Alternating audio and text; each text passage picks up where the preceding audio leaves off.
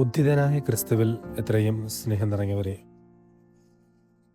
ഇന്ന് തിരുസഭാ മാതാവ് വിചിന്തനത്തിന് നൽകിയിരിക്കുന്ന വചനഭാഗം വിശുദ്ധ യോഹന്നാൻ്റെ വിശുദ്ധ സുവിശേഷം 3-ാം അധ്യായം 7 മുതൽ 15 വരെയുള്ള തിരുവചന ഭാഗങ്ങളാണ്. യേശുവിൻ്റെ രഹസ്യ ശിഷ്യൻ എന്നറിയപ്പെടുകയും രാത്രിയിൽ യേശുവിനെ കാണാൻ വരുന്നവനുമായ നിക്കോദേമോസും യേശുവും തമ്മിലുള്ള സംഭാഷണമാണ് ഇന്നത്തെ സുവിശേഷത്തിൻ്റെ പ്രമേയം. ഭൗമിക കാര്യങ്ങൾ പറഞ്ഞപ്പോൾ വിശ്വസിക്കാൻ സാധിക്കുന്നില്ലെങ്കിൽ സ്വർഗീയ കാര്യങ്ങളെപ്പറ്റി വിവരിച്ചാൽ അതെങ്ങനെ വിശ്വസിക്കുകയും ഗ്രഹിക്കുകയും ചെയ്യുമെന്ന് ക്രിസ്തു ചോദിക്കുന്നു.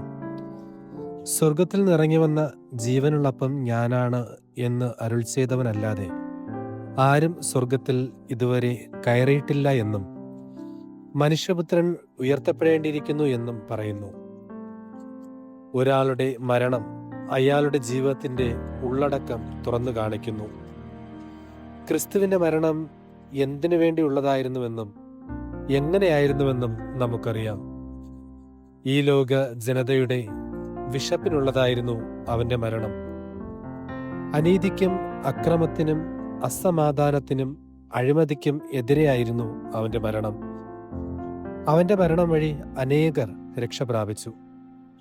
ഈ സുവിശേഷ ഭാഗം നമ്മെ വീണ്ടും ക്രിസ്തുവിൻ്റെ മരണത്തിലോട്ട് തിരികെ എത്തിക്കുന്നു. മരണമാണ് ഏറ്റവും വലിയ ഓർമ്മപ്പെടുത്തൽ. വിലാപയാത്രയ്ക്കിടയിലെ പള്ളിമണിക്ക് കാതോർക്കുക. ഇന്നു ഞാൻ, നാളെ നീ എന്നൊരു മുഴക്കമാണത്. ദൈവത്തിൻ്റെ മുഴക്കം.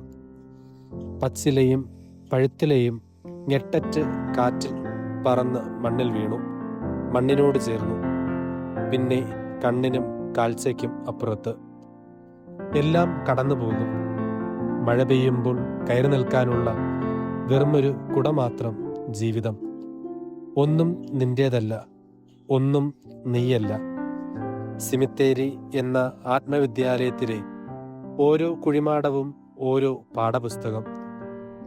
അവിടെ ഇടയ്ക്കൊന്നുപോയി ധ്യാനിക്കുന്നത് നല്ലതാണ്. ഓർമ്മകൾ ഉണ്ടാകണം.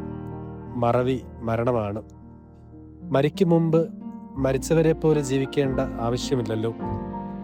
കുഴിമാടത്തിലേക്ക് നെഞ്ചു ചേർത്ത് കൊണ്ടുപോകുന്ന പൂക്കൾ ജീവിച്ചിരിക്കുന്നവർക്ക് കൊടുക്കണമായിരുന്നു.